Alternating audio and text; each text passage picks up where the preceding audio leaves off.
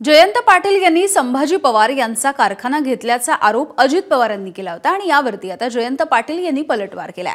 अजित पवारांच्या सारखे खासगी कारखाने खरेदी करत बसलो नाही ना कधी तसं स्वप्न बघितलं असं प्रत्युत्तर जयंत पाटील यांनी दिलेलं आहे।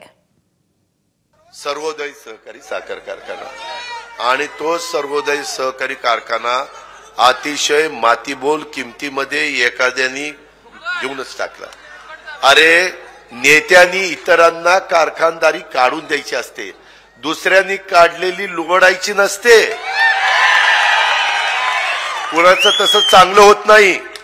आमच्या इथं येऊन बघा, आम्ही कुणाचे कारखाने घेतले नाही, आम्ही आमचे उभे केले किंवा जुने असतील त्याच्यामध्ये भर घालण्याचं काम केलं। करार काय होता? 5 वर्ष आम्ही चालू, शेवटच्या 2 वर्षात त्यांनी पैसे आमचे द्यावेत आणि कारखाना घ्यावा। आता ही प्रोसेस त्यांनी केली नाही। राजाराम बापू कारखाना हा काय माझा खाजगी कारखाना नाही, कराराप्रमाणेच काम करावं लागतं।